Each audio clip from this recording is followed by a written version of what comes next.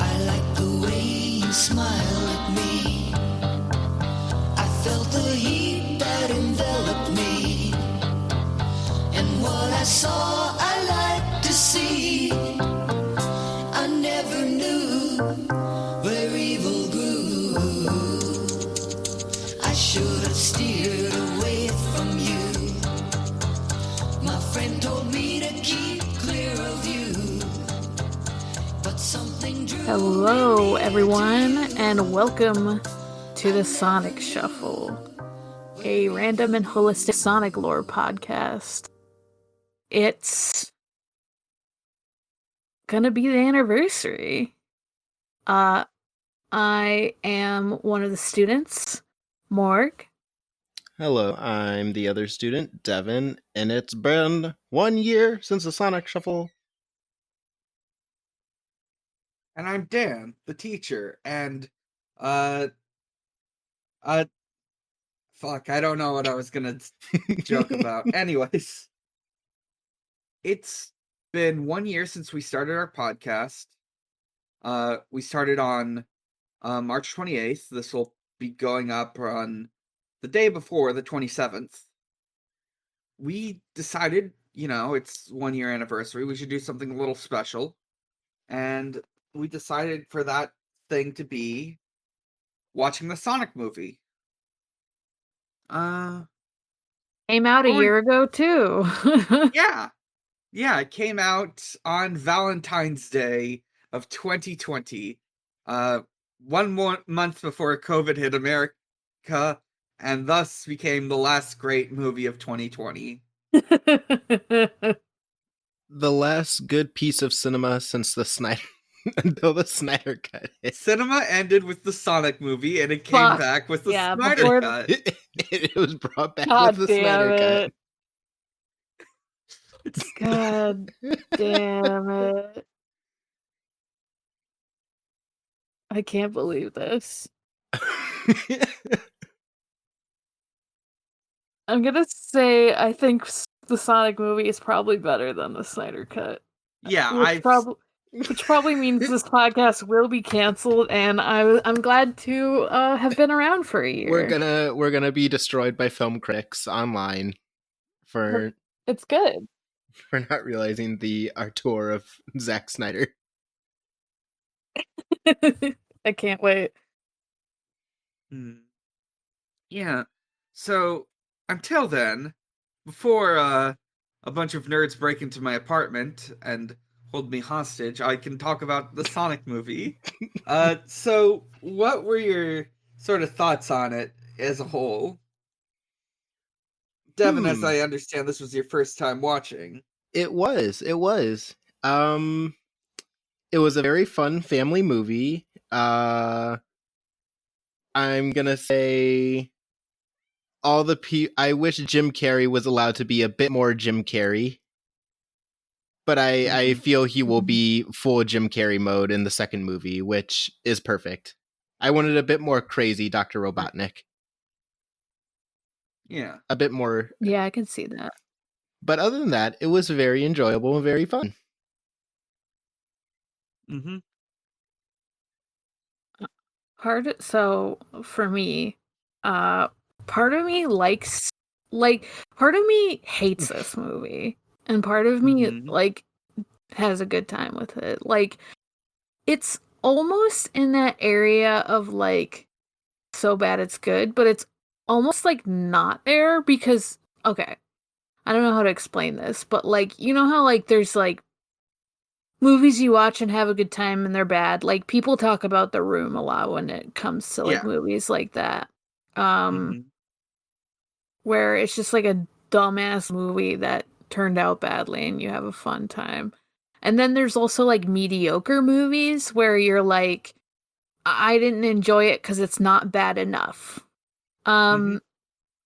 Sonic's almost between those two, where it's I had a fun time watching it, but it's not horrible either. Yeah, I get what you mean. so like it's one of those things where I'm like, yes, I recommend watching it at least like once, but you don't necessarily need to watch it more than that, in my opinion. Yeah, this is definitely. Yeah, it feels like. Sorry, you you go can first. go. It feels like they did the best with like making like a licensed video game movie, especially one with Sonic where the lore is just so weird and every iteration of Sonic is seemingly slightly different but also the same. Mhm. It seems like they did the best with what they could without making just like a weird mashup of whatever. Yeah, I gotta say, I think I know what I would want out of a Sonic movie, and I know what I would want is maybe different from, say, what a film executive thinks I would want. Right. There, I think, I guess I want something like the OVA, I guess, but even Yeah. that, uh, but like, I guess there's also just like trying to make it comprehensible to someone who isn't familiar with Sonic. Right. And But that's where I'm kind of coming from it, where it's like they could have done the thing where they include like Tails and Knuckles and like Rogue and Shadow and all them like off the bat, and it would just kind of be incomprehensible where you're just like, I don't know who all these people and I feel like they're just shouting names at me. yeah, But they just kind of stuck to Sonic alone and were like, okay, well, all you need to know is who Sonic is during this movie. mm, Yeah, I guess it's like I'm fine with that part, honestly, that they kind of like introduce it. And they're just like, okay, we're just gonna focus on Sonic, I guess. Or we don't necessarily need to focus on like everyone else. Even though like they hint at like more at in the end of the movie when they show Tails. But like I'm okay with that part. It's more like the writing that I'm kind of like, this isn't oh yeah, good. it's Yeah. The lines are not good, but like they're it's weird because some of the jokes landed for me and some of them absolutely did not land. And like I don't know if it's just like weird timing or what. I can't like put my finger fully on why it's like not. It does like some of them I can't exactly pinpoint why some of it works and some of it doesn't for me. And it's like some of this is almost like stuff I would hear people if I heard some people say some of the like longer drawn out jokes on a podcast, I would think it was more funny than right. if it was in a movie. Yeah. Mm-hmm. Yeah, yeah, I, I, I'll say, this, having over the years seen news go by about this movie as things were tantalizingly revealed. It is less bad than I would have expected. Yes. Yes, definitely. I absolutely agree with that. I thought it was going to be Yeah. like a horrible movie. Like even after they changed how Sonic looked, I was like, this isn't going to be good. Because, I mean, that's part of, I feel like a lot of video game movies, there's like, they're like famous for being like not good. But Yeah, this turned that's out true. better than I expected. Mm-hmm. Even if I wouldn't necessarily say it's a good movie. It might be I think it's like, it's a good kids movie, but like, I feel like that's kind of a hollow thing to say now, because there's like movies that I love that are geared towards kids, you know? Yeah. Mm-hmm. Yeah, I think the best way to put it, in that sort of weird, like, ambiguous quality way of describing it, is like, it's not even like a kids movie. It's like, quote unquote, a family movie. Just that Yeah. sort of like Yeah.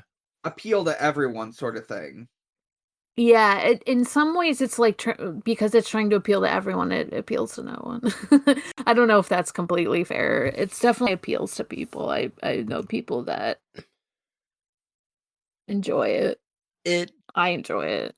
it definitely feels like a movie that's like you have to turn your brain off to like watch it. Like if you Yes. think about anything for more than like 2 seconds, you're like, well, that's kind of bad. But if you're just kind of like watching it without thinking, you're like, haha, little blue guy go brr, and that's it. It's kind of like weirdly Marvel-like in that way, I feel like. Yeah. When will Sonic join the Like Marvel even though the Cinematic Universe? comparisons Oh god. If only. God. You know, I I am thinking about cinematic universes because like this movie's like opening Sega credit is like this big shot of like all these different Sega games. You got Sonic games, you got Jet Set Radio, you got Space Channel 5, you've got Yakuza. It's it just makes you think, "Oh, Sega Cinematic Universe." When am I getting the Yakuza Kazuma Kiryu movie? mm, See, yeah, like, there's I feel like that could be good, like, more than some of the other ones, but just, like, an extended universe just, like, exhausts me. Just the idea of another one. I'm like, oh, great, another Marvel, another Star Wars, you know? Well, we all know how the DC Good. extended universe is going, and it's bringing back cinema, so maybe we should try it. True. Yeah, that's true. Damn. Damn, you see? um so what else? Yeah, some I guess let's talk a bit about like the background of this movie. So like Sega's wanted to make a Sonic movie for a very long time, like fucking early 90s far back. Uh the of course, the early 90s was also a time when the Mario Brothers movie and the Street Fighter movie came out, and they saw how badly those did box office wise and like critically, and they thought, not for us. Uh, there, I know some other stuff like there was some ideas in like the 90s and the like for example, uh, at one point they were considering like MGM or DreamWorks, but neither of those worked out. Ken Penders wanted to write a Sonic movie at some point. Of That course got he turned did. down. Mm-hmm. Uh, let's see.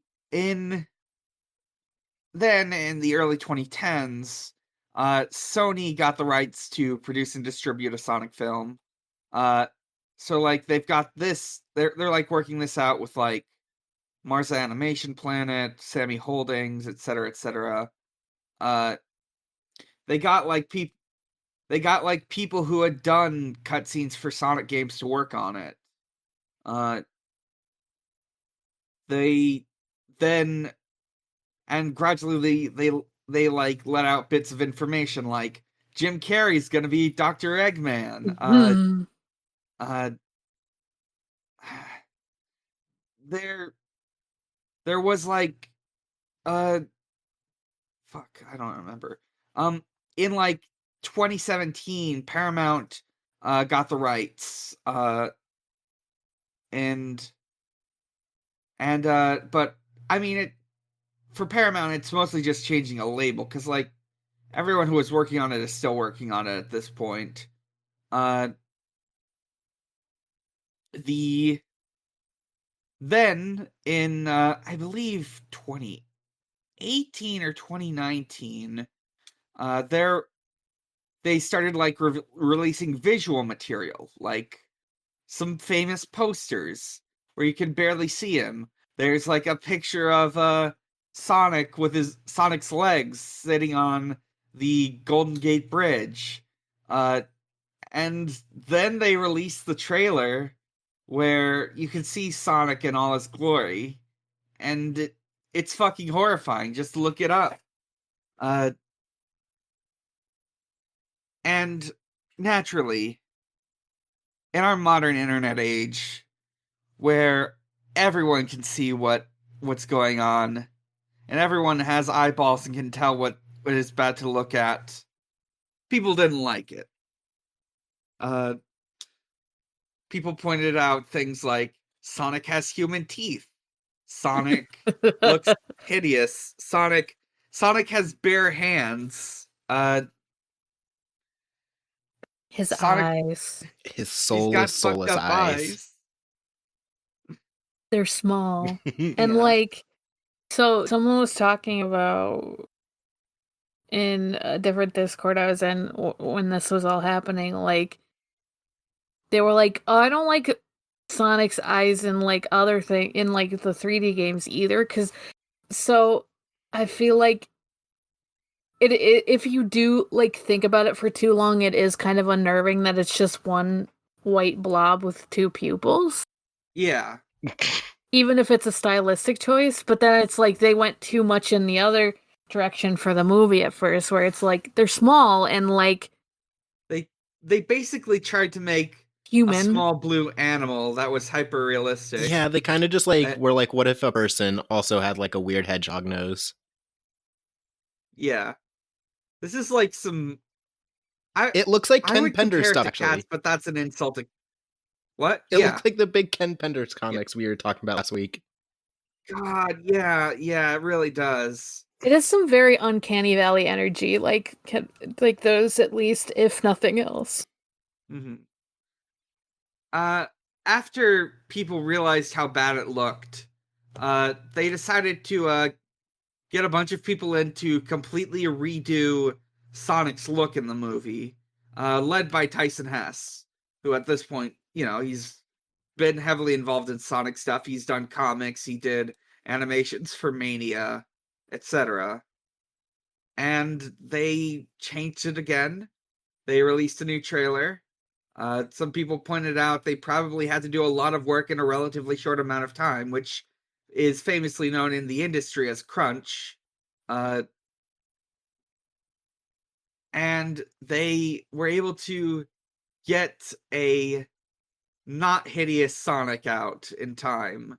Yeah, the Wikipedia literally is like, even larger and differently colored eyes, new sneakers, white gloves, and a less human-like body to better resemble Sonic's video game design. Yeah. One thing I'm noticing just looking at the improved design is it actually like it. I think it might not have the mono eye, or it's made very subtle. It doesn't. Or I think Yeah. it might be subtle, but like that's what I was gonna say is that they like didn't. If they did do it, I can't tell fully. I would have to see it move, I guess, but like I don't remember it being glaring. Yeah. Like as far as like realism stuff, it leans more into cartoon than realism, much more enough to push it out of the uncanny valley at least. And the movie came out on Valentine's Day of 2020. Perfect movie to take your date to. And yeah, it was received moderately well. People like it. So, Sixth grossing movie. Yeah. Not that that's saying very much because it was 2020 and like what are you gonna go see? Yeah. Yeah, they also released it digitally much more earlier than they would have just because COVID happened and everyone was at home. Also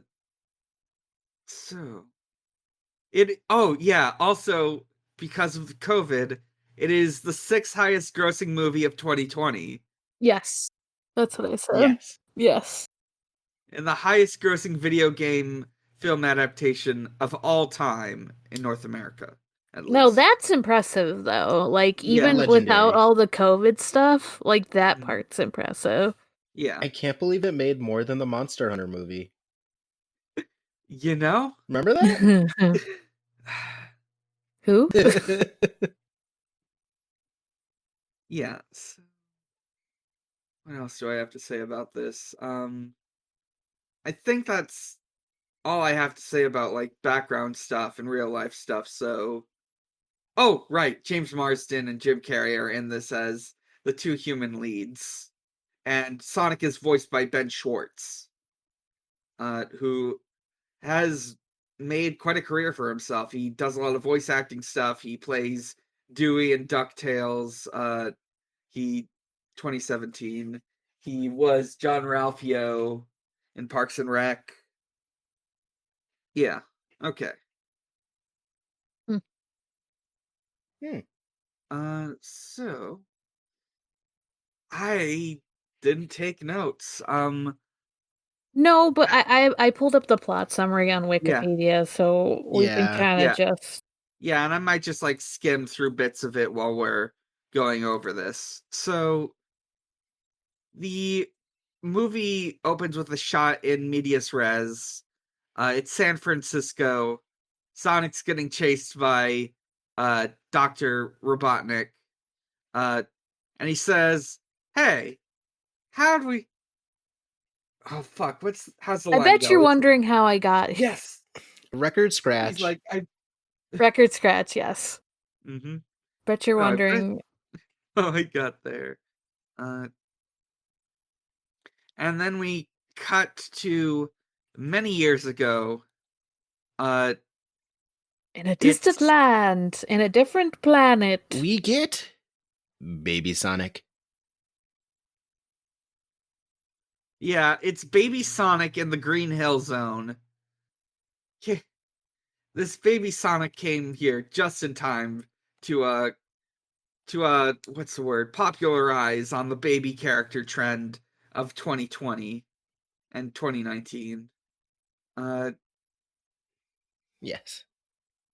And we see this Baby Sonic. He lives in Green Hill. It's great, and he's got a mom named Longclaw who is an owl. Wait, are they both named Green Hill then? Wait, Yes. did they call it Green Hill in the? I'm not sure. They You just said call it He an just island. says it's the island. Yeah. Okay, sorry. I guess it could be. It's kind of just assumed. He ends up in Green Hill. That's the only reason. I guess it could just be like South Island from Sonic 1 or something like that. They don't say. Yeah. Longclaw shows Sonic these like Longclaw's with Sonic and Longclaw's his mommy. Yeah. Longclaw He's a is an big owl, owl. guardian of Ga'Hoole. Yeah. Fucking is. She, from what I understand, her design was like loosely inspired by how like a bunch of like the background art for in like ruinsy areas in like Sonic 1 and 2 have like owls on them and stuff. Yeah, and she looks cool as fuck. Huh. Yeah. Unfortunately, this piece is interrupted when a bunch of echidnas come to capture Sonic and Longclaw. And take his powers, I guess? Hello? Because it's like, I guess it's like, oh, he's been having to be in secret, even like on his original island place, because he has a lot of power, and so he gets a bag of rings to bring him away from the world so that he doesn't get captured by the echidnas. And Sonic ends up going through a portal into a forest, and we cut to present day. And the mom stays behind. Yeah, she stays behind. She may or may her fate unknown. She might be dead. We don't know. But then again, given certain things, maybe she isn't. Who knows? So Sonic in the present day lives out in Green. Well, first we should talk about this scene before the bit of exposition. we see Jason Marsden as a police officer. His name's Tom. He's a he's like a speed trap cop. He's one of those cops that like checks this, who like waits out by the highway and sees if anyone is speeding, so he can give them a ticket. Yeah, he's kind of in general a small town cop, so like that's just he was on that duty that day, and he like read a weird reading because something went by really fast. Yeah. He looked around and saw nothing except a turtle. Yep, there's a turtle. Who could it be? Sonic gets Sonic picks up the turtle before it gets run over and gives us the exposition. He got red. Sonic is living in like the outskirts of Green Hills, Montana. It's God, this is hardly Nebraska. Oh my god. He's living in a cave.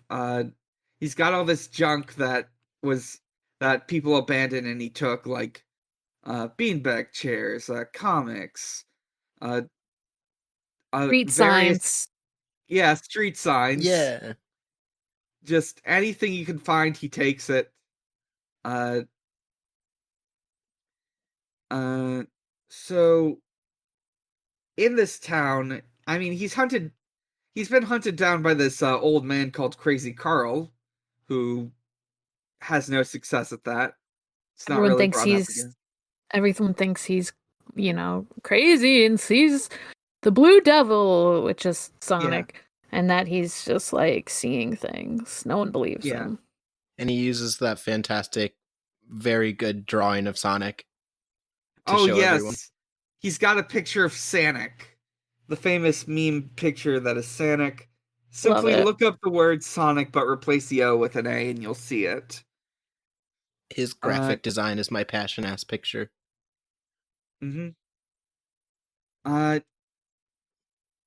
There's other people in this town, include Donut Lord, aka Tom, who is a cop. We talked about him before. He's a small town cop. Small town sheriff. And he's married to Maddie, his wife, Maddie, who he calls Pretzel Lady, and she's a veterinarian. Yeah, she's a veterinarian and she practices yoga. They like watching movies with Keanu Reeves in them, particularly Speed. And Sonic will sometimes just sit by the window and watch along with them. They don't know this. We speculate in stream that he's probably seen John Wick. He has absolutely seen John Wick. Sonic has definitely seen John Wick. After the events of this movie, Sonic's going to become a patron for City Girls Make Do so he can listen to all their Keanu Watch podcasts. Yes. Let's see. What else? I mean, that's basically it. Also, they have a dog. So, we get our next scene. Jason Marsden has gotten a letter. From... I was gonna ask if this letter scene was first, but I wasn't sure. Yeah, I'm just sort of skimming through the movie to check. Yeah, okay.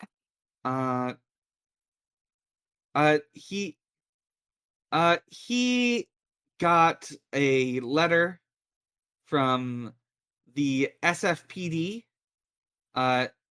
He's getting approved to become a cop for the San Francisco Police Department. Wow.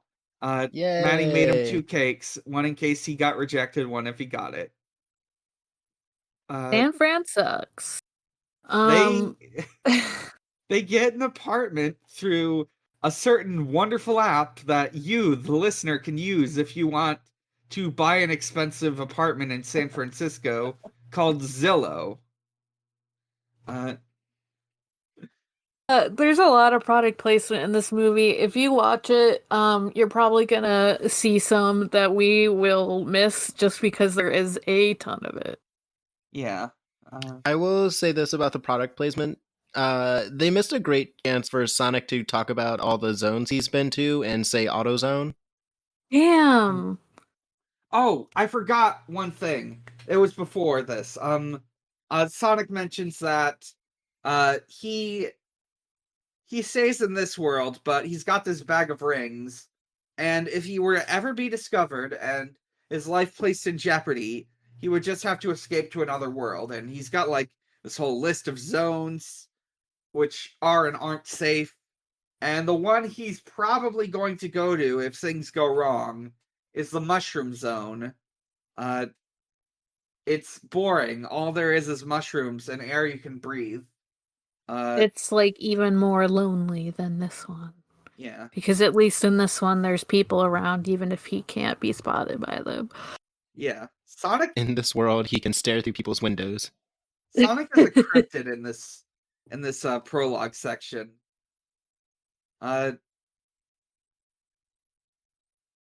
So Sonic, what else? Yeah, there's like we get this bit where Sonic watches some kids play baseball and decides he's gonna pretend to play baseball by himself at night. Yeah, Uh, he plays all the positions. yeah, Because he's going around so fast. yeah. But he's like, wow, he's really he feels very lonely doing that after a while because no one to play the game with. So he just kind of starts running around the field, the baseball field. He ends up running so fast and so frequent. He ends up running so fast that he starts like being he starts like giving off electricity, and specifically blue electricity, and he sets off like I don't know what this is. It's not a sonic boom, but it's something. This massive wave of energy.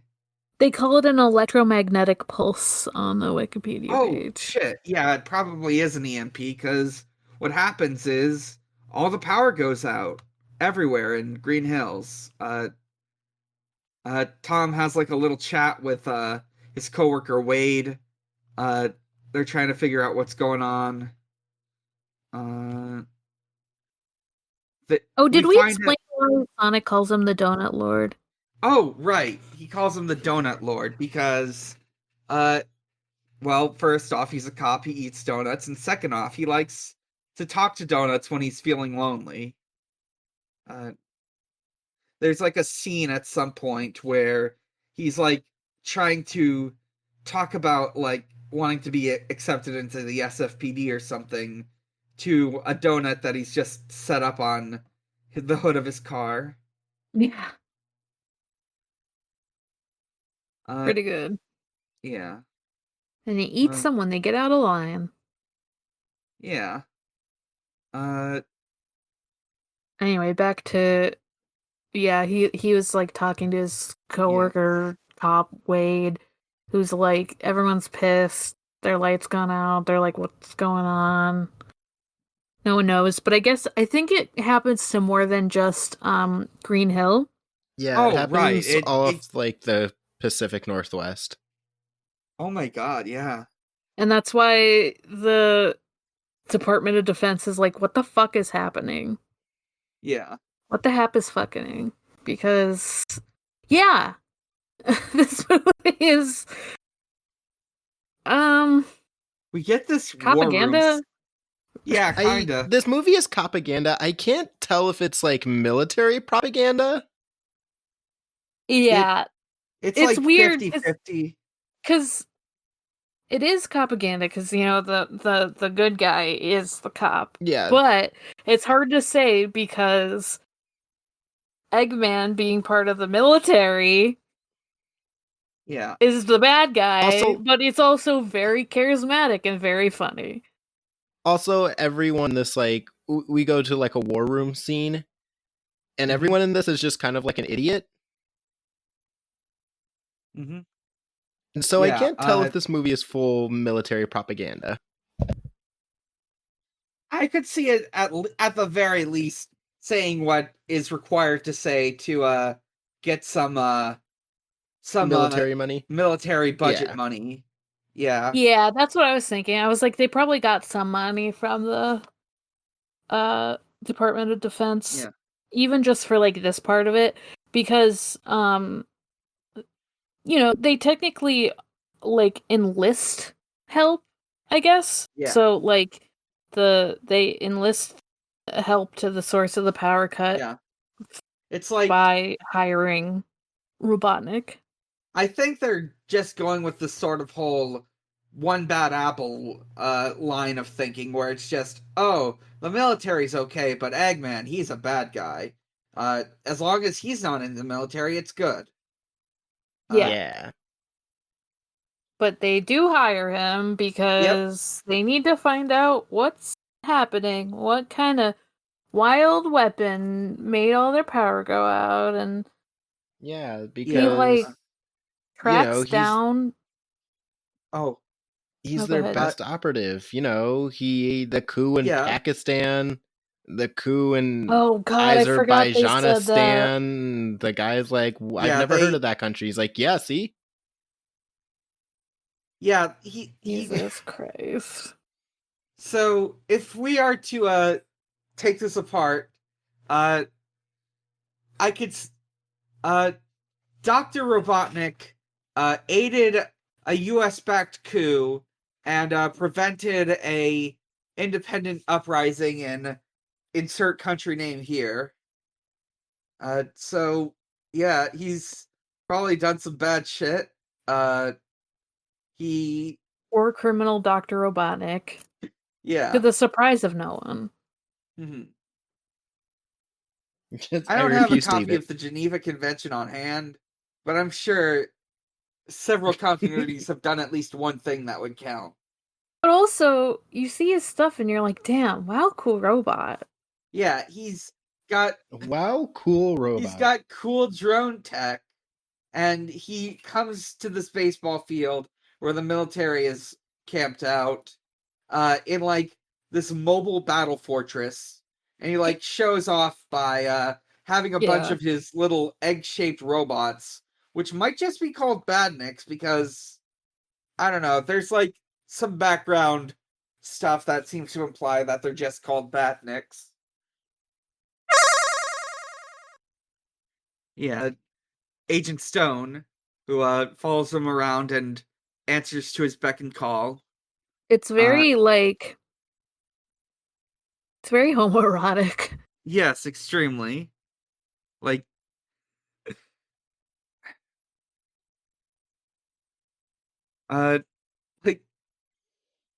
Agent Stone is his bottom boy. Oh yeah. Yeah. So let me see. So the next thing I can tell happens is that he finds a footprint that Sonic left, and because Sonic has old ratty sneakers that he's used for who knows how long, you can make out some of his feet, and yeah, Dr. Robotnik's biggest lead is Sonic's feet. We see this digitally scanned model of Sonic's foot. Sonic sees these drones investing and trying to find them. Oh, who disconnected? Was that Craig? It was Devon. Oh, it was Devon. Okay. Yep, sorry. All right. You didn't miss anything, did you? No, not that I think so. Okay. Yeah. All right. So yeah, Sonic sees these drones chasing it. These drones looking for him. He doesn't want to get caught. He knows what he's supposed to do. So he's sort of panicking. He doesn't want to go to the mushroom zone. He hates it there. So instead, what he does is he goes to Tom's to see if Tom can help. Well, I think what happens first is like he is gonna go to the mushroom zone, but he like waits for too long, and so like the little drones, like he hears them, and he's like, yeah. "Fuck, I gotta go somewhere else."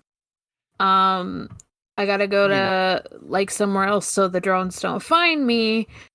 And he decides to go to the Donut Lord's fucking garage, and he's like, "Yeah, this is a good place to not be found." However, what he doesn't know is that Tom was, I think earlier they had shown this when they had shown like Tom and Maddie, but like they were having some like raccoon problems, and so like he heard them again, or he thinks the raccoons that he hears again. It's probably actually Sonic, and he like has a bear tranquilizer from his fucking veterinary wife. Yeah. Yeah, what's And up he's- with that? What kind of animals does she work on? I guess a bear. Like, okay. Is she like a zoo vet? Like, I don't really understand fully, but I'm like, all right, cool. She has the bear trank. It's fine. She's always got that MF. Yeah, I work at an animal hospital. I can tell you we don't have a bear trank in our, in our building. I didn't even realize that, and it seemed weird to me, and I don't even work for animal hospital. Okay, now later she like just says she has smelling salts just with her at all times. That's like her human first aid kit. She like specifically says that. It's still very weird to have smelling salts in like a human first aid kit, but it makes a little bit more sense than having them around as like a vet kit. I am now developing a headcanon. We know that Tom is a cop, and we know cops love to have guns on them at all times. So I think he got his wife a gun for her birthday. Yeah. Oh no, that sucks. She just also seems to be like a general vet. Like, I'm just like, maybe she just like has to take care of like the bears that are in the area for some reason. Yeah, I don't know if people are like, hey, there's a bear in my backyard that I shot. Can you like stitch it up? God. Yeah. I want to see a movie about this woman. Honestly, I would rather. What if she was the lead instead of Tom? Yeah. What if Sonic and Maddie became friends instead? And we wouldn't have to see a cop so much. That would be good. I mean, it would make more sense considering she's a vet and he's a hedgehog. Yeah. Well, we talked about in the Discord, because we streamed this movie, someone mentioned, like, it would make more sense for him to be, like, a park ranger. Yeah. Than a cop. And that's why he's, like, helping an animal out, and then he's like, oh, fuck, this is, like, a weird fucking alien animal. I mean, it would make more sense for his, like, aspirations to be, like, a Los Angeles police officer too, because if you're like a random park ranger in a small ass town, you're gonna be like, damn, wish I could be in like the big city. Yeah.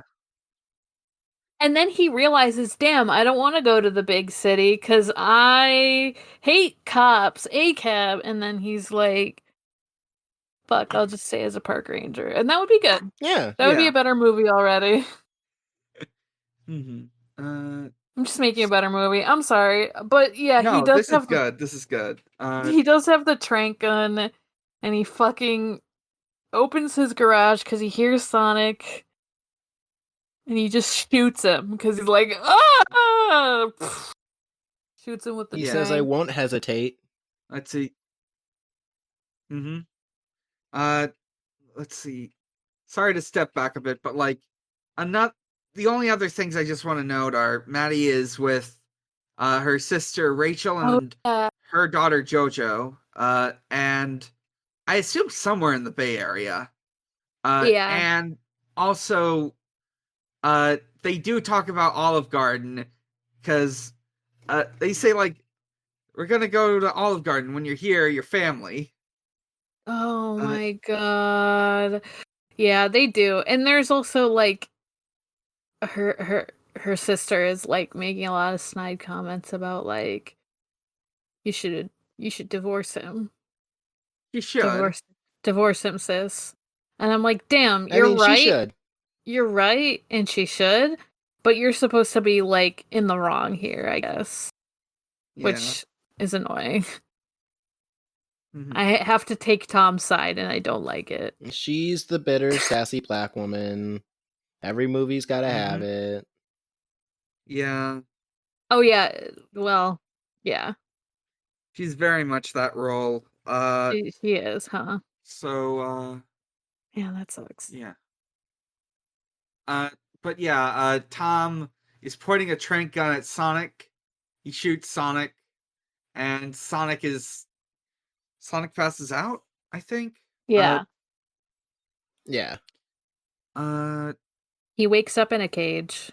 Yeah, and he just like Before this, Yeah. we do have to point out, as he's falling asleep, he like throws his ring, but like reads Oh, Tom's that's shirt, right. which says Oh, San right. Francisco. So he drops his bag of rings through the ring portal to San Francisco. It's very convenient that he's like, "Oh, I see San Francisco while I'm passing out on Tom's shirt, so I'm gonna say it, mumble it, and it'll go there, and I'll drop my rings into it." You know, It's very contrived. we have to have a movie. Oh yeah, I mean, you have to have a You have to- goal. You have to have a MacGuffin to go An after. object to collect. Yeah, yeah, on like Tom's shirt is a picture of the Transamerica Pyramid, which I guess, yeah, he sees that the rings go into there. It's on top of that pyramid. So now they have to go there. Road trip.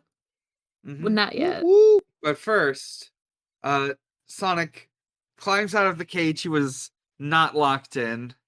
Yeah. I mean, the idea was that Tom like thought he was just a regular freak animal and that he couldn't get out if, A regular 'cause he, freak animal with shoes and gloves. Yeah. Yes, definitely. Normal to wear shoes. Normal. I mean, sometimes you put your dog in clothes, right? But You think someone out here putting their blue hedgehog in gloves and shoes? yeah. Would Sonic wear pants like this or like this? Fuck. But he climbs out of it and like Tom turns around and is like, fuck. Yeah. What are you? You can talk. I hate it. Disgusting. Mm-hmm. Yeah. It's around this point that Dr. Robotnik shows up at Tom's house because he's tracking Sonic and he thinks Sonic's in there. So he like does this whole bit with Tom where he like tries to break in, but like Tom is able to like manipulate him into like not stepping in, like, but while he's doing all that, Dr. Robotnik sent a whole bunch of drones to like go through open windows and stuff to scan. Eventually, while they're having this whole like debate, like he says he says, quote, "I was spitting out formulas while you were spitting up formulas." And Tom proudly says, "I was breastfed." To which Dr. Robotnik says, "Oh, just rub it into my orphan," to me, the orphan. My orphan up background. They say some wild stuff there. Yeah. There's a lot to unpack with all that. Yeah, Dr. Robotnik just unloads a whole bunch of like cartoon small town classism. Because he's like essentially calls Tom a hick, but like also, is trying to get in, uses drones to get in, and like Sonic, like Tom has to do all this because Sonic's legs are still like fucked up from like being tranquilized, so he can't like run away. So Right. he's just like stuck in the attic, and he's like in a little ball shape. It's good. Yeah. But they and they almost, they almost find him several times, and then at a certain point, like, even when, like, I think Robotnik does, like, get in, but at first, like, he only sees, like, a raccoon eating his cake from earlier. Yeah. And he's like, that's the only noise you heard. It was a These raccoon. damn Funny. raccoons. But Robotnik spots a quill. He's like, this has the energy reading I'm looking for, you fucking loser, you fucking idiot. Tell me where he is or I'll blow you to smithereens. Yeah. And then we have like this whole bit where one of the drones finds Sonic and starts like shooting at him, and it just fucks it.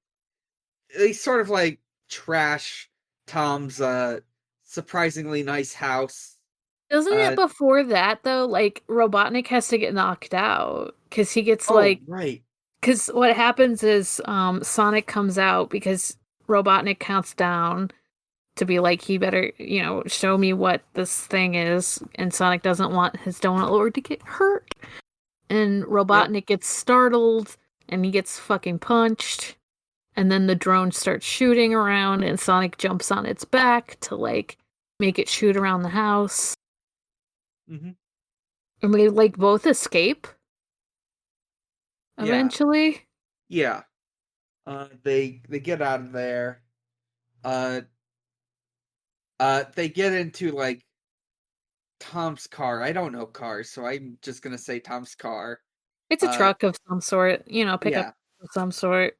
Yeah, it's a truck. Mm-hmm. All American. Yeah. Tom escapes, and Agent Stone goes over to help out Dr. Robotnik. They have this mincing of words where Dr. Robotnik is mad at Agent Stone for not going after them, even though he was hurt. Let's see. And then we find out, like, Jim Carrey does a Jim Carrey bit where he, like talks about how cool he is and puts on a pair of sunglasses, but they're broken because he got, like, punched in the face earlier. I think that's what happened, yeah. Tom just punched him in the face. Yeah. And they plug another thing for his glasses. Yeah, he says, call optical illusions, get my frames replaced. And then we cut back to Tom and Sonic in the car, just driving. I believe the shot is... There's like a shot that was one of the shots that got spread around. Because, like, there are multiple movies where James Marsden and a weird cartoon animal are in this situation. I think the one I'm... There's at least one, and it's called Hop. He gets where typecast. that one's like... Yeah.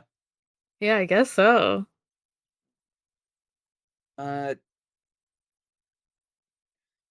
So, yeah, they start, like, talking to each other, and, like, Tom just stops and tries to let Sonic out because he already saved his life. He can run. He can do the rest on his own. And Sonic just runs out west into the Pacific Ocean because he doesn't know how to get to San Francisco. So he goes back to Tom, and he's very disappointed. There's a fish on his head. This is the whole, like, movie's reason for why Sonic can't just run to get the rings, because he doesn't know where he's going. So they have to have a whole road trip. So Tom, because Sonic guilt trips him for, like, being like, well, I wouldn't even be in this mess if you hadn't shot me with a trank, because Robotnik, I could have run away from Robotnik. And so, Tom agrees to help him out. And what happens? They just kind of like slowly bond over the road trip, and I have to say something with the whole Sonic doesn't know where to go thing. Why doesn't he just follow the road? Yeah. Yeah. He comes from like Green Could Hill just Zone, do which that is like an probably. island that is made up of basically roads. Why doesn't he just like say, "Oh, I'll just keep going down this very long road"? because he Yeah. wants a Ah, friend. clever Sonic. Yeah. Yeah. So, yeah, there's a bit where Sonic just presumably robs a a roadside attraction. With a rubber And band ball, yeah. yeah. Uh This is kind of in the trailer, I think. yeah. Showing him like, oh, you ran to the rubber band ball, ran back. At a certain point they stop at like somewhere to like fuel up, get some food, and Sonic is like told to wait in the car, but of course he doesn't because he sees a cool Biker bar. bar. Yes, a cool Yeah. biker bar. It might there's like monster trucks and motorcycles. It's so fucking cool. Uh He loves it. mhm. Uh So when Tom gets back, Sonic's obviously not in the car, and he realizes exactly what happened. yeah. Tom makes like a call to Wade again, and uh the That's right. the police department has been commandeered by Dr. Robotnik and his forces, and he gives like this whole speech to Tom about how he, through indeterminate means, got revenge on a bully for punching him by doing something, presumably involving an invention that fucked up the kid. Uh, let's Yeah, see. he's threatening Tom with Yeah, violence. Doing the same to He him. said, "I'm going to free the most oppressed group of all, gamers," and then floated away laughing. um, but well, doesn't he make the phone call and then he walks back and then he's like, "Oh, Sonic's not here. Fuck." yeah, yeah, That's Yeah, right. That's what happens. yeah, And because Sonic loves biker this bars. and this is when he like walks into the biker bar to go after Sonic, who's dressed up in like a cowboy outfit. Someone posted the picture of Knuckles with his cowboy hat on, and I was like, yeah, that's pretty much what it is. But Sonic this time. Oop, shit. Um, uh, and they have to like convince like a server, like a waiter, like that he's just an old man with a weird skin condition, and it works, I guess. yeah. So, uh, they while they're like they make an order, and while they're waiting, they start talking about the concept of a bucket list. And Sonic wants to do that because he's never heard of it before. And then they just have this whole sequence where they do stuff at the biker bar to knock things off the bucket list that Sonic has just written. Yeah, Uh, and that also includes getting into a bar fight. yeah. Uh, This is yeah. the this is the first slow motion sequence of the movie. Mhm. Yeah, they get into like a bar fight. There's like a bit where they call Tom and Sonic hipsters. Yeah. It would be funnier if they said they don't like your kind, which is cops. I Anyways, thought they were gonna be like, we don't like your kind, you gay. oh yeah, You Like funny a ha gay. ha funny gay. but no, they just say the Hipsters. extremely outdated joke of hipster. We love Very it. 2012. Uh, they get into a bar fight, and like you said, slow mo sequence. Sonic, basically the way this sequence works is Sonic just slows his perception of time to like a sort of super bullet time, basically immobile, and he just starts like doing stuff. Like he starts putting the people in the way of things so they all get beat up. It's very Silver Surfer Yeah. in like the Yeah. X-Men movies. Mm-hmm. It's basically that whole thing. Or I might have the wrong person. Please don't correct me. I don't care. I don't care either. But yeah, it's this whole thing. Maybe, and he lassos people. He wraps people up in toilet paper. He throws like a mounted bear head onto a guy's head. The guy who started the fight. And then time resumes. And Sonic and Tom are the only people left standing, and they leave.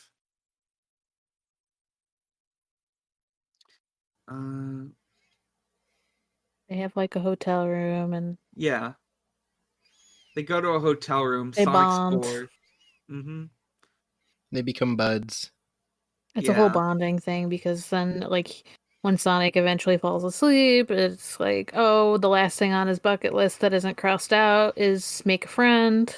Aw. They make a shit all over Sonic's doo-doo ass joke because Sonic farts and they say, haha, I ate a jelly dog. And then James Marsden says, you might want to clean your fur for that one. So I don't know if James Marsden thinks that Sonic shit himself. I missed that line. No, he absolutely did talk about that. I think he thinks that he shit himself. He sharded. I am very glad I missed that bit. It wasn't a great bit. There was some other weird ass stuff earlier. Funny butt jokes in this. Peak comedy. They talk about like probing too. But oh yeah, because Sonic says, oh, you think that's bad for you? I literally don't wear clothes. Yeah, this is like before Eggman. There's like a bit where while he's finding stuff to do, he essentially wraps himself in a towel. Because he showered. He took a shower. He doesn't want to be naked. And that's when he does the like funny fart. Yeah. But yeah, that's when he falls asleep because he's like, I'll stay up all night. I want to do everything. I have to leave this world, and then he like conks out. Funny. We get like this news bit where we find out that Tom is now a wanted man. He's a terrorist. That never comes back. Yeah. That never ever like pops up again, except when they get to the sister's house. Yeah, I was gonna say it kind of does with like Maddie and her sister and stuff. Yeah, but no, that's like it. But it doesn't like cause them problems later in San Francisco. It doesn't cause them problems later, like when when they're on the road or when they get, or like during the finale scene. Right. It's totally fine. It's fine. It's just a funny like. Oh, I keep fucking hitting my desk. Sorry. But God, when does the quill power thing happen? Does that happen later? That's later. But let's see. Okay. Sorry. What happens next? Okay. They're in the car together? It happened. The next thing that happens is like we get a scene of Robotnik and Stone visiting the bar in the morning. That's right. Guy they beat up is still there. He's no snitch. So they decide it's implied that Robotnik throws this man through a window in this scene. Yeah. I thought Robotnik was supposed to be a weak nerd. Doesn't show how. It doesn't show how. I was like, I thought they were gonna show like a machine like doing a robot that for just him standing there or something, but but no. Did Stone do Yeah. it? No. I could see Stone doing it, but I have no idea. They just imply it. They just imply Robotnik Yeah. somehow made this man go through a window, and then they left. And they're like, Yeah.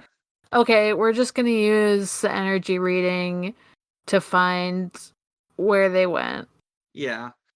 He essentially. basically rolls an intelligence check and figures out exactly where they are. So he sends well, we cut to them where they are. They talk about like the bucket list and being friends, and then they stumble across a particularly sour note for them, which is Tom wants to leave his life as a small town cop to become a big city cop in San Francisco, where he can fight real criminals and presumably get to shoot real people. It's not just shooting ducks. Mm-hmm. He gets to do more. No longer will he have to use a bear tranquilizer. He gets to do more abuses of power. Yeah. Tom's motivation is to be even more of a cop. That is, though. That's literally true because he wants to help more people, quote unquote, help more people. AKA, he wants to be in the big city to do more big crime. Or, well, do more big crimes. I meant to say solve more big crimes, but no, it's do more big crimes. Yeah, he It's wants to definitely do a more bigger big crime. Yeah. It's to cause more problems. The thing I'm wondering is like, He wants to run into more ethnic minorities than fucking Montana, I guess. I don't know. yeah, is crime even that big in San Francisco? I just don't know. I mean, police can always find crime to make big in Yeah. San Francisco. Also, like, There's a lot of homeless people to harass. Oh, yeah, definitely. I was gonna say, like, if we were just talking about, like, statistics, which, I don't know if we should, but, like, if there's more people, there's gonna be more problems, I guess. I guess. But, like, it's more just because there's more minorities and more homeless people and more, so they could just be like, yes, you're all committing crimes. I will arrest you all. After this whole conversation, Sonic gets mad because Tom is abandoning the people he's already helping to have more reputation. He's mad that Tom is abandoning his home because Sonic abandoned his home and he didn't have a choice then. I was waiting for Sonic to, like, in a fit of rage, be like, why did you, like, send me away, Mom, or something. I was waiting for Sonic to care about his mom. Yeah. What happens next? Is this... Oh. I'm trying to figure out what happens next. Okay,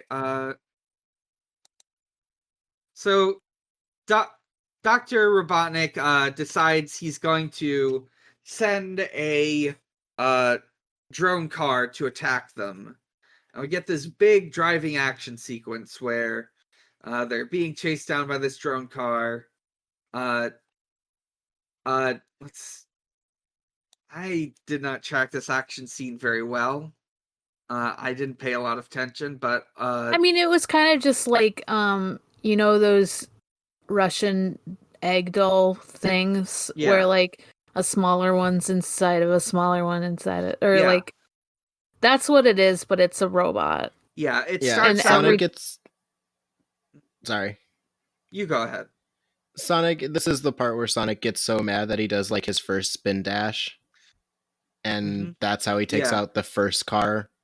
And then Eggman says, surprise, there's another. Yeah, then it's like a smaller car. And then Sonic flosses. Yes, floss number 1. Oh yeah. Mm-hmm. Does he do this more? Yes. He does it twice in this movie. Wait, what? Okay, well, yeah, they do funny Fortnite floss dance. Mm-hmm. So then, after Sonic flosses, the next robot comes. They have this bit where they I don't know, they take down that car. Then it breaks down into a smaller robot. They interrupt a family having an argument and another car passing by. Then it's like a drone on a wheel. Tom is like trying to hit it with a, I don't even know, like some sort of heavy object while Sonic's driving the car, which he doesn't know how to do. Then it gets just a drone, and then it's a little tiny drone that just like cuts off the top half of the car. They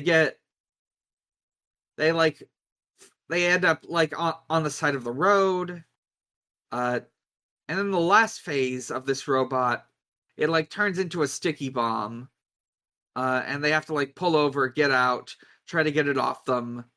They get it on a rock, but Sonic still gets hit by the explosion. Yeah, it knocks him out, and so it he's Tom's not sure if he's dead, so he like brings him to his wife, who is a vet. But this is also like Robotnik. Is it this when he uses the quill to power stuff? I think it's around here that we get Jim Carrey fully unleashed. Yeah, so yeah, it's at this point Jim Carrey and Agent Stone are talking about Sonic overcoming this whole problem. And while talking about this, like Robotnik makes Stone pin himself to a wall, starts throwing insults at him, and then out of Agent Stone's breast pocket comes the quill, and That's right. Jim Carrey's like, I can use this. And then we get a fun little science montage, dance sequence, sort of. Let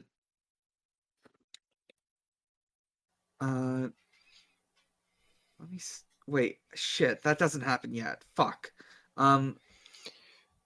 He gets the quill. Should we ever bring up Jim Carrey's weird relationship with Agent Stone? With what? Oh, with who? With Mr. Stone, his weird secretary agent dude. Yeah, we mentioned that it's kind of homoerotic. Yeah, okay. Yeah. And that he's the bottom boy. Yeah, the amount of times Jim Carrey gets real close to this man. Yeah, he gets real close. Let's see. And he's also like, I love your car! He knows exactly how he likes it. I don't want to I just want to talk about the fun part, so we'll go out of sequence briefly just so we can talk about the fun thing Jim Carrey does, where he says he like sets this research montage to where evil grows by, like, what is it, the Poppy Farm something? And it's just very Jim Carrey when he's like doing this, because he's like doing like this thing where he's like having the quill get red. And like there's like a screen projected behind him while he's like in his little portable laboratory thing, where like a dinosaur chases after him on the screen. Yeah. Yeah, at one point he pretends he's like snowboarding while the screen behind him is like a hill. Yeah. He's just... I missed when this part happens, but I'm going on the good word of friend of the show, Steph City Girls. He does a slut drop. Yes. He at some point the power goes out. He has to turn it back on. And it's set to Where Evil Grows by Poppy Family. That's it. Okay. Yeah.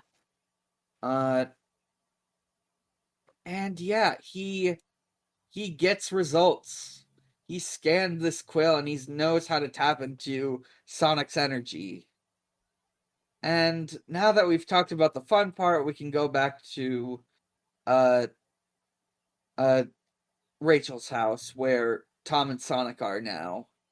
Oh, is that her name? I keep forgetting Maddie's sister's name. Yeah. But Tom like brings Sonic's unconscious body like wrapped up in like clothing or something, and he like comes to the door, and Rachel's all like, "Oh no, not get in my house, you're a fucking terrorist shithead." And Maddie's like, "No, that's my husband, I love him, even if he's a terrorist." My cop husband would never. My cop husband. And hashtag not all cops. Not all cops are terrorists. Yes. But I don't know what he expects, because he like brings, because he brings Sonic's unconscious body. Like, I think the idea was he was just trying to show his wife, but either way, she's gonna be like, what the fuck is going on? But what ends up happening is like the dog like ends up pulling the clothes off of Sonic's body. Well, yeah, this like. Wait, that sounded weird. Don't take that out of context, please. Yeah, the dog pulls off the blanket Sonic draped in, and Rachel sees it, passes out, and now they're just in her home. They've got her tied up, and they're currently trying to bring Sonic back into consciousness. So they get smelling salts, which just happen to be in Maddie's first aid kit. Not because she's a vet, but because she has a human first aid kit with smelling salts. Because that's normal. Because all my first aid kits come with smelling salts. Yeah. At some point, Sonic's shoes get taken off. We see his besocked feet, but there's holes in the socks, so we can see some of his feet. Thank you. We do. Yep. We showed feet. He gets woken up, and Maddie and Tom end up talking about him behind a closed door, and is like, what the fuck is going on? Why is he like this? And then Tom's like, yeah, I shot him with a tranq, and now I'm helping him because I fucked him over. She's like, you're a fucking idiot, but you're also a good guy, I guess, because you're trying to help people, even if the people is alien. And at this time, Sonic also gets new shoes. Yeah, Sonic gets new shoes. They look like they look more like the shoes that he wears in the video game. And I'm like, hang on, I need to look, because I think they sold these. Rachel's daughter gets him new shoes because his old ones are all fucking disgusting and torn up. And he's like, wow, I love them. We should discuss at this point. Rachel is tied to a chair for the rest of this movie. Yeah, Dan mentioned that, but it is the rest of the movie though. And her daughter Jojo never lets her out. It's She's just there. Weird. Yeah. And she's like, I gotta pee. Mm-hmm. But Sonic gets his cool new shoes. He gets to meet Dog. Because there's a funny bit earlier about Sonic is like, I'm your best friend, and he's like, that's a bold claim. And Sonic's like, I'm your best animal friend. He's like, no, my best animal friend's my dog. Mm-hmm. Actually. Yeah. After they come to it's this dog. Yeah, they come to an agreement, and they go to the Trans-America Pyramid, to get the rings. Mhm. Sonic gets stuffed into a bag, and Tom says, quote, "Time for me to abuse the power entrusted to me." He sure does. And he uses his Mhm. cop badge to go be like, there's an emergency in this place, Yeah. in the transatlantic pyramid. And she's like, this says it's from Montana. And he's like, yep, it's a big deal. They called in reinforcements from the very close place of Montana. Yes. So they've got Sonic stuffed in a bag. There's like some weird child abuse jokes. Yeah, there sure is, because Mhm. he's talking in the bag, and people around him are like, what the fuck? And, it's bad. Yeah, this sucks. But they get to the roof, they get the rings, and that's when Dr. Robotnik shows up in a cool flying or cool flying machine, whatever it's called. And He's he's in got his flight suit. He's in his yeah, outfit. He's in the red outfit. he's in his iconic flight suit. And the robots and him are about to basically shoot Sonic, Tom, and Maddie where they stand. But then Sonic does his cool speed power ult again, where time freezes and he starts undoing it. Except, But uh, while that was happening, Dr. Robotnik was pressing the button that lets him activate his quill power. And he's able to. He basically does the bit where Jotaro proves that he's also can stop time. Uh, they have a whole chase sequence. Sonic pushes Tom and Maddie off of the tallest building in San Francisco, so he can throw them into a portal back to Green Hills. And we get this whole chase fight sequence with Sonic and Robotnik. They visit like the pyramids. They visit China. They visit France. Sonic runs along the Great Wall. Dr. Robotnik blows up the Sphinx. There's a mime at some point. And then and we get to the part where the whole in media res shot from the beginning happened. yeah, that happens before the ring teleportation stuff, because they're Yeah. still in the city, I think. Yeah. Yeah. Or, yeah, it's Yeah, it after, happens before. it's after he puts Tom and Maddie and Green Hill, and before he teleports around, and he like somehow ends up back in Green Hill with the teleportation stuff, with Robotnik following him, and he's like, they're like about to like show down, and it's Yeah, they're facing off against each other. Sonic is basically out, but Tom shows grabs up. one of the rings and sneaks behind Robotnik, and they have a bit of a tussle. Nothing personnel, kid. Mm-hmm. It's literally teleports behind you. Yeah, it's at this point that Sonic comes to. He's surging with whatever speed energy he's got. I believe, was it Keith who posited the theory? It might have been Bonnie, I'm not sure. I think it but was Keith. Yeah. Yeah. Keith posited the theory that Sonic has like the power of a Chaos Emerald in him. It's just like manifested inside him somehow. And that's why he's able to do this. He comes to, he's like surging with blue electricity like from the beginning. Because he said the friendship word.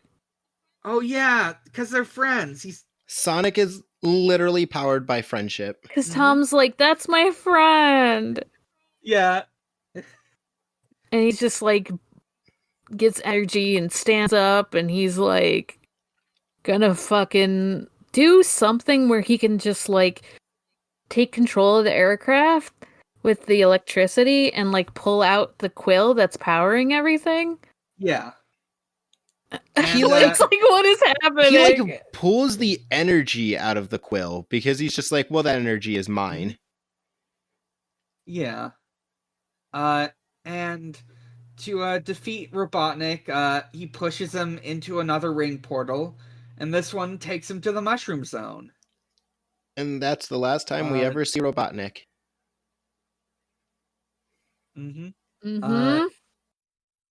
Yeah, they'll probably have to come up with some new villain for the next movie, like Ixis Good Nagus thing before he something left, like he used that. the quill to build Metal Sonic. Yeah. God. So Sonic, Tom, Maddie, and everyone in Green Hill is celebrating because they love Sonic. And then we get our little whole epilogue scene. Tom and Maddie are repairing and rebuilding their damaged home. Because they're staying in Green Hill. Yeah, they're gonna stay here in the small town, where they're loved. And they're met by one of the government agents. I think this guy is played by Gary Chalk, who voiced Grounder. Oh, I didn't even realize that. Yeah. Yeah. That's neat. Yeah. They go over this whole bit where, like, we're all just going to pretend none of this happened. Dr. Robotnik doesn't exist. Here's some hush money. And if you ever see that blue hedgehog again, which they haven't, let us know, because the president wants to talk to him. Yeah, wink. And they get their hush money, and it's a $50 gift card to the Olive Garden. Holy shit! Yeah! Hey! Fuck yeah! I love how they pasta. I love that they build it up like, yeah, $1 million. No. Uncle Sam wants you to go to Olive Garden. It is your patriotic duty to go to Olive Garden. Your patriotic duty to fill up on your infinite bread bowl and breadsticks.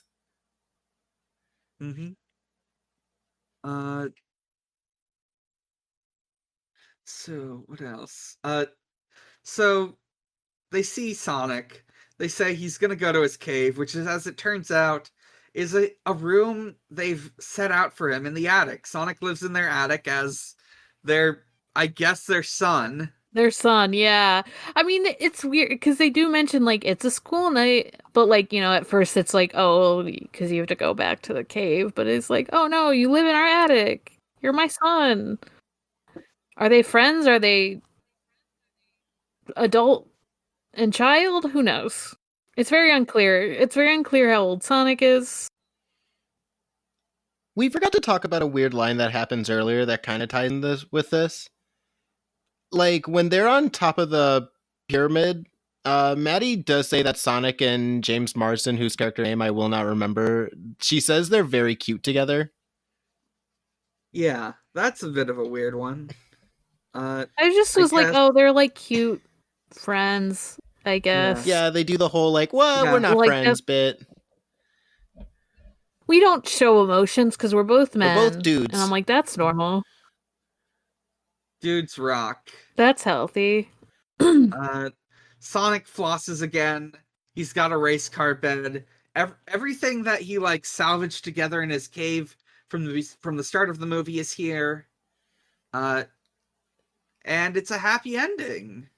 Except, or is it? So there's two extra things. Yes. So first, we see in the Mushroom Zone, Dr. Robotnik is alive.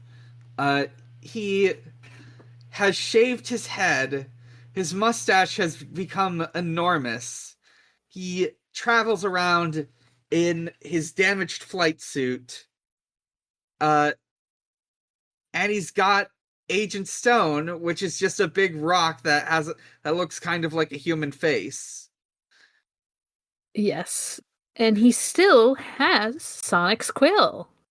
Yeah. He's just like fucking lost his mind. But yeah. There's this one line, I swear, where he sounds kind of like why am I forgetting his name? Robotnik, where he sounds like his game voice actor. Why am I suddenly forgetting the name of Dr. Robotnik's voice actor? It's not.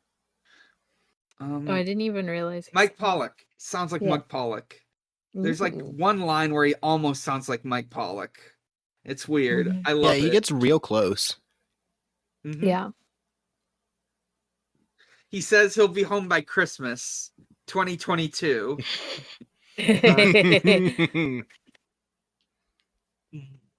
And then we get the credits. And it's cool because it's like it shows scenes from the movie in like 8-bit or like 16-bit probably more likely, but like it's that art style. Yeah. And it looks really good. And it's jumping between like the different like Chaos Emerald levels that you do for the different games. And it looks really cool. Yeah. And then after the scene, mid-credits, we see a ring appear above a forest, like a ring portal. A funny little guy appears. Yeah. A funny little man appears. Funny little guy. Tails. It's Tails. He's here. Tails is here to find Sonic, and he flies off into the horizon to find Sonic. Okay. And that's basically the end of the movie. Yeah.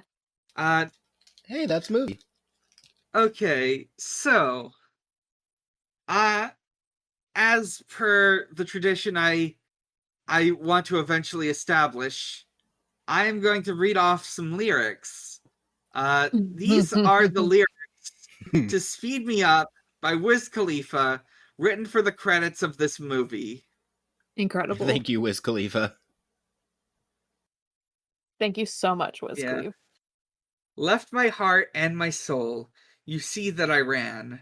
Rings of gold and awards sit on my nightstand. I've got something they want, but it's mine to give. Free my struggles, detach me from this island. Bleed my knuckles, attack me for my finance. I'm dealing with this pain. I just can't let you come throw it away. A. So I run. Keep me up. Creep on me. They speak on me. They slow down when they bring me up, like speed me up. So I run. Keep me up. Creep on me. They speak on me. They slow me down when they bring me up, like speed me up. It's boat speed, it's boat, This next set is by Little Yachty. Taken off quick, too fast on my tippy toes. Undefeated bro, no L's, still go. Taken off quick, no, too fast on my tippy toes. Undefeated bro, no L's, still 6-0. Run around town, profound mentality. Bad young ting, 6 rings sitting under me. These dudes acting like we ain't who they want to be. Got me tickled trying to act so selfishly. Pocket full of green stacked up like a pot of peas. Big boy dog walking around with a lot of fleas. Zoom quick, go too fast. Every day I gotta make it count. Every second, I gotta make it last. Roll around, do the double dash. Big glow on my skin, taking off them tints, hey. Lambo, hey. Hold up, we got a date. Ladies love my speed, quick run up to the trees. Yeah. My speed. Who you seen like me? Nobody. It's Boat. Staying in my lane, best friend named Tails. Balance running on whales. I can never fail. And I'm not going to read the rest of the lyrics because I got to the important part, which is friend named Tails. Still It thinking says, about and Pocket it Full of says that in the Peas. song. It says that in the song before it shows Tails, too. Yeah. Because that's in the, 16-bit critic thing. Yeah. It's very good. Yeah. Pocket full of peas. Pocket full of shells. Pocket Full of Peas. Too many peas. Ladies like my speed. As I'm running through the trees. Yeah. Okay. So that was the movie. Got So some questions. yeah, let's read off some of these questions. If you want to send in a question, you can message us on one of our Ask posts on Twitter, or you can message us at any time in the Ask Zone. So let me just real quick to see if we got Twitter questions, because I think we did. We got one. Okay. Friend of the show, astronaut Catgirl Violet at Kitty Cat Herder asks, which Sonic the Hedgehog character from various comics, games, movies, etc. would push the limit of Olive Garden's all-you-can-eat breadsticks? Well, Sonic and Tails, especially Tails, Tails in the Adventures of Sonic and Hedgehog cartoon is canonically shown to eat a fuck ton. Yeah. To literally be willing to destroy livelihoods when he's hungry. Yeah. Yeah. Okay. Big the Cat has a lot of room in his tummy, though. Oh yeah. Yes. Sorry, I said tummy. I'm just it's fine. It's fine. Who am I thinking of? Ooh. I mean UK Sonic, we know that he just loves to eat junk food and can eat as much as he wants because Oh yeah. of all the metabolism. Yeah. I think he would even eat at Olive Garden. Who? I'm trying to think of people who like Italian food. I think we've named the important ones. Yeah. Sonic's like, what's an Italian? Yeah. Is it Sonic, Italian food? oh my god. It's just After all the end of this, he's just gonna carbo load. After the movie, he's gonna have he's going to have an inauthentic Italian meal at the Olive Garden, and when you're there, your family, with his family, Maddie and Tom. He's gonna finally sit down and have some real Italian cuisine. God. Good for him, I guess. Oh, also he gets the unlimited pasta bowl. So he gets that with the breadsticks. So many carbs. Yeah. Good shit. Sonic's gonna have energy for days. Yeah, let's see. Let's look at the Ask Zone. Yeah, in the Ask Zone. We've got a couple different questions. Let me just make sure I'm reading this right. Okay. James the Cat Girl asks, are you Speed? In reference to the original fucked up Sonic trailer where he said he was Speed. No, because it's Sonic. He's not Speed, but Keanu Reeves is Speed. In Speed. Keanu Reeves is in Speed. Yes. That's the main character of Speed. He's Keanu Reeves, and he plays the character named Speed.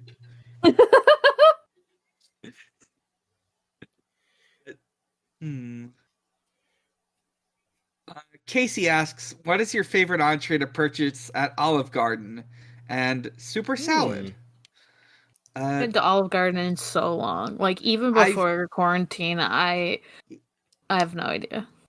Yeah, I've only ever been to Olive Garden once in my life. It was when I was like in elementary school.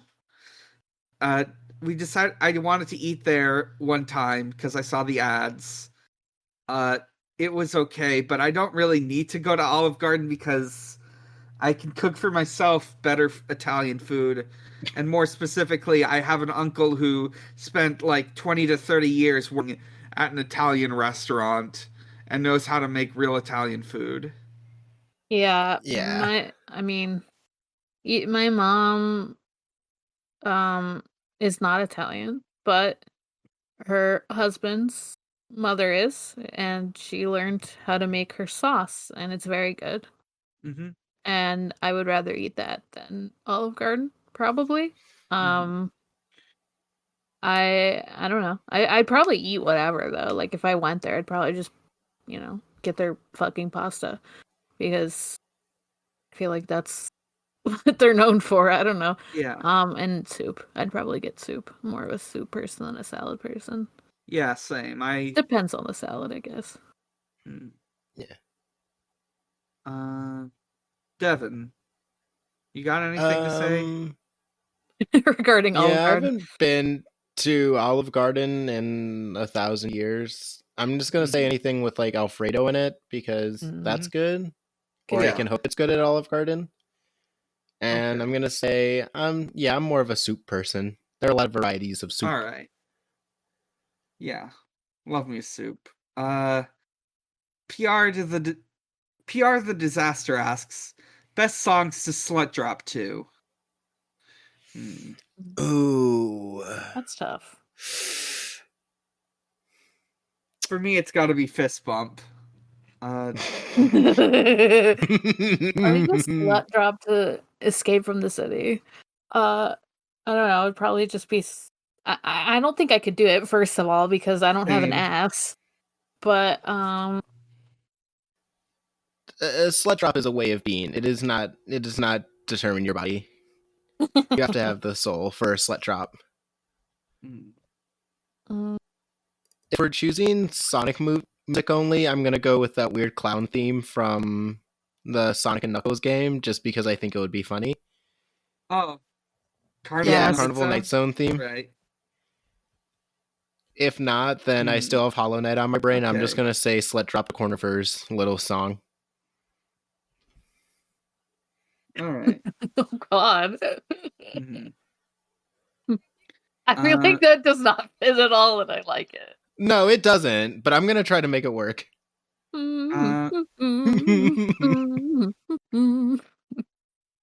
see. Oh my God! Yeah, fucking yeah, that song.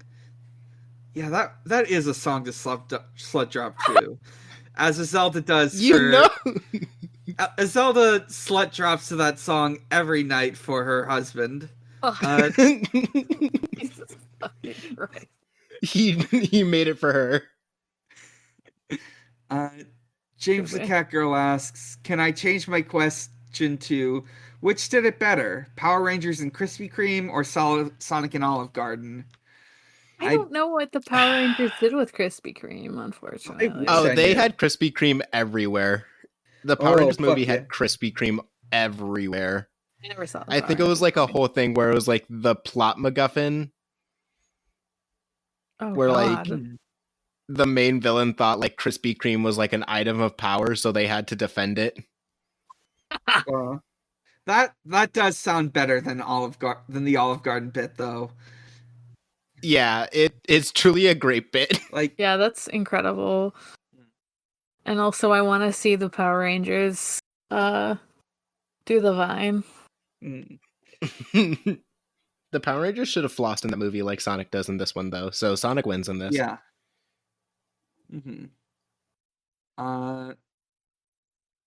Drashura asks, what are you hoping to see in Sonic 2? What about a potential Sonic 3? What other Sega properties would you like to see become movies? Well, I would like to see Tails in Sonic 2. I think I'm gonna get my wish. I want an answer to why the echidnas in the beginning of this movie were so violent and wanted Sonic's power so damn bad. Yeah. Fuck yeah. I remember, I actually, this isn't gonna happen, but I'm remembering from when we watched it in PGOT chat, or maybe it might have been somewhere else, but I remember Sarah McCostume saying that she thought that Tails was a girl, and I just want Tails to be a girl in that movie. Yeah. Because she was like, oh, the voice sounds like a girl, and I'm like, well, I think he's played by a woman, so that would make sense, I guess. But Tails has two tails for Tails' two genders. Ooh. I want to see Shadow in Sonic 3. Oh, that would be really good. God, a hyper edgy. I was gonna say Knuckles, but I want fucking SA2. I want Sonic 3 to fucking adapt Sonic 3 and Knuckles, or not. I want Sonic 3 to adapt Sonic Adventure 2. I want to see. It doesn't have to be 1-to-1, but I have to see the Space Colony arc. Yes. And I have to see my boy Shadow. Yes. Gotta see Shadow. Give that boy a gun. Just make it like PG-13 or something. Yeah, he just carries give him a gun ahead of time. He carries around a Nerf gun for no reason. Or they can just give him the bear trank. Ooh, he would love that bear trank. I'm imagining Shadow with two pistols doing like gun kata. Shadow would. It would be even better if for some reason Shadow didn't get the one fuck allowed in a PG-13 movie. Yes. Where's that fucking Force Chaos Emerald? Like, he keeps trying to say it, but gets cut off every time, and then, like, Tails bumps into something, he just goes, fuck! He gets to say it once. Yeah. That would make Shadow so mad if he didn't get the one fuck. I mean, obviously, I want to see more Yakuza movies. Like, I know the original was adapted way back when, and that was a Takashi Miike joint, which is always good, because he always goes for accurate, no matter how ridiculous it looks. So I want to see Kiryu like that. I want to see Majima like that. I've seen like clips of Majima in that movie that were pretty good. There's like a bit in the movie where he like peeks over behind a corner, but it's with his like eye patch eye. That's incredible. I don't know enough Sega properties to give a good suggestion. So let me think. I guess it would also be cool to see, like, I don't know, Jet Set Radio or something like that. That's always really cool and stylish. Ooh, yeah, that'd be cool. From what I know about them. The only other Sega movie I would want is just give Shadow his own standalone movie. Yeah, that would also be good. Like when they gave him his own standalone game, but a rated R Snyder cut. Oh no! Shadow the Hedgehog. It's the Snyder cut of Shadow. Where's the Snyder cut of long? It's 4 hours long. There's a slow motion violence. There's a slow motion fight scene to set to like a more emo cover, a sadder, more emo cover of I Am All of Me. Oh my god. Yeah. I think we can do it. Yeah. I'm going to start petitioning Zack Snyder right now. Please don't. I know you're joking. Please don't. I don't want to see it. Typing up the email right now. Oh my god, I know what I want to see. I just want to see what I really want to see is a Mad World AMV for Shadow the Hedgehog, but in an actual movie. Yes!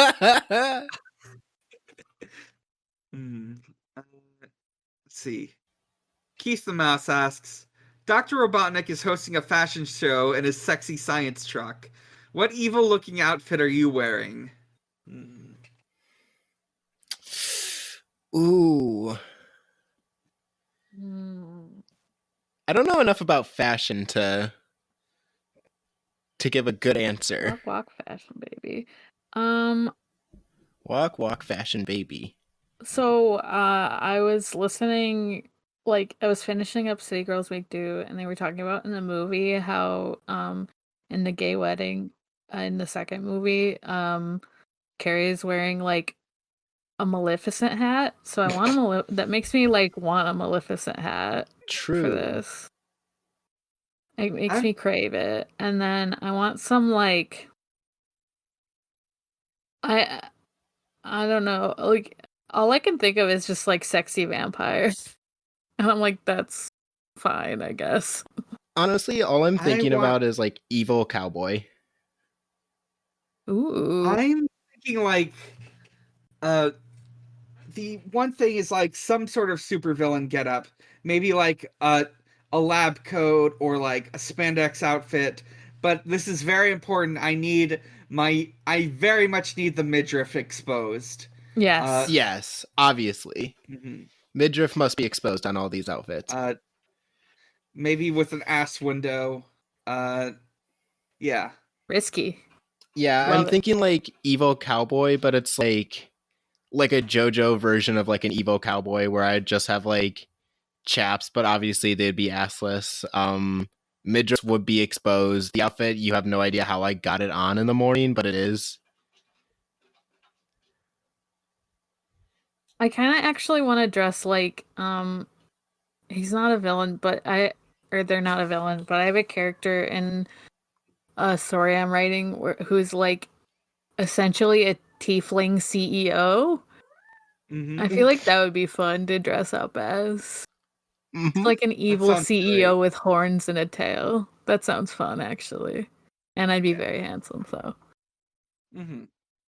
I think that answers that question. So, Sidmon asks, what would Sonic and Robotnik's dreams be like if the Inception crew were trying to steal from them? I don't know. I can only think of the games. I'm just like, oh yeah, it would just be, the dream would be in 8-bit. Just thinking in, like, Yeah. Psychonauts terms, like, something that, like, I'm thinking, like, Sonic's got, like, the Green Hills but, like, he's the only person there, and it exemplifies his extreme loneliness. And, like, Robotnik, I could see, like, like, everyone in that dream is just a different Sonic. In Robotnik's, I'm thinking, like, Golden God. He's a golden god. He's worshipped by them. He's basically a philosopher king, and I'll worship him. That's it. Yeah, that's Robotnik's dream. I would say his nightmares are obviously just Sonic.exe, where Sonic is just eternally chasing him and his eyes are blood red. You're right.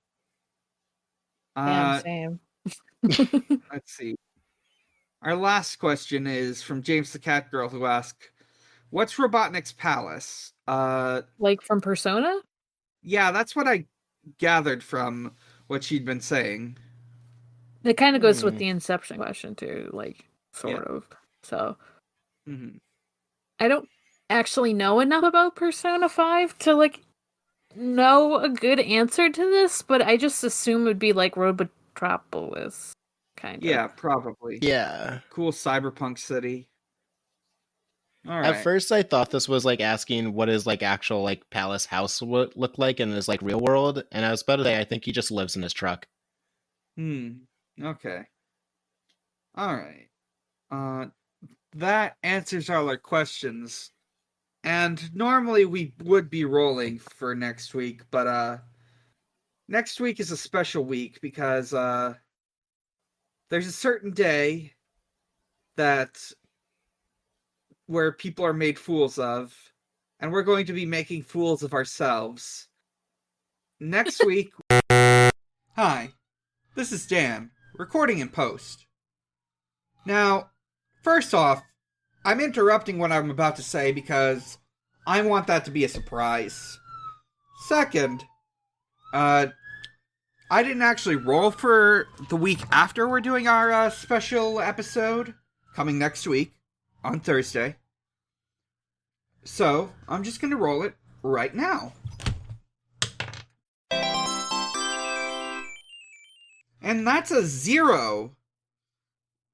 Listeners, after next week, we're going to be going to the world of Sonic and Mario at the Olympic Games.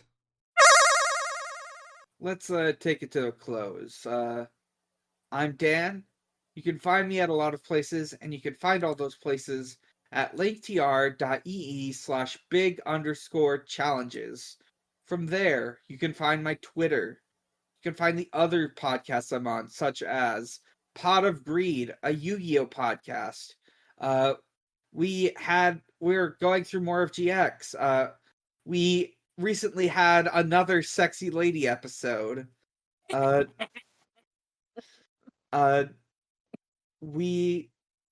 can listen to Stranger's Fiction, an actual play podcast focused on one-shots. I finally was able to get an intro and outro commissioned for it, so now episodes will have that. Latest episode, which doesn't have that, is some of my friends playing through a session of If Not Us, Then Who, where they created a story based on that game. You can and last but not least, you can visit at Xbox_holiday, where Usher celebrates holidays with Xbox. And looking at that for something to pick. Happy Passover, Xbox. Morg, where can we find you? You can find me at Haunting the Morg on Twitter. That's Haunting the MORG. You can also find me on my Hunter x Hunter podcast called Departure Lounge, a airplane-based Hunter x Hunter podcast. I said that twice. I watch it for the first time. That's kind of it. Devon, where can we find you? You can find me at Groovin Ghastly on Twitter, and you can find me also on a Hunter x Hunter podcast called Go Hunting. Our theme is we go off on random tangents and never know what we're talking about ever. And you can find that at Go Hunting on Twitter. All right. And you can find us at Shuffle Sonic on Twitter. And you can visit our Discord server from there, or in the description of this episode. It's always posted there. Come and join us. We got some new people in because we did a live stream of this movie and got got a bit more attention from that. It was fun. You can also find us at noisepace.xyz. It is a podcast. It is a podcast incubator with many shows on it, including ours, including several we've already listed.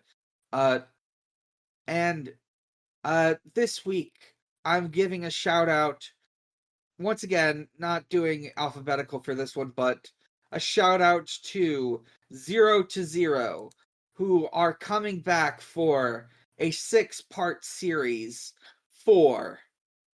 might be 7 parts. For the Snyder Cut. Cinema came back, and now Sam, Val, and Giga are going to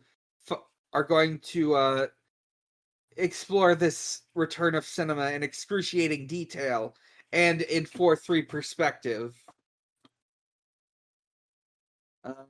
So yeah. That's about it. So As always, Sonic is real, he is strong, and he is my friend. He's the only blue live that matters, and that includes Tom Wachowski. Fuck him. I don't care if he's Sonic's friend. He is truly the only one. Truly. Good night, everyone. Good night, everyone. Good night. I'ma tip toes on the feet about no L. Still sitting all run around town, profile mentality. Value on 10-6 racing under me.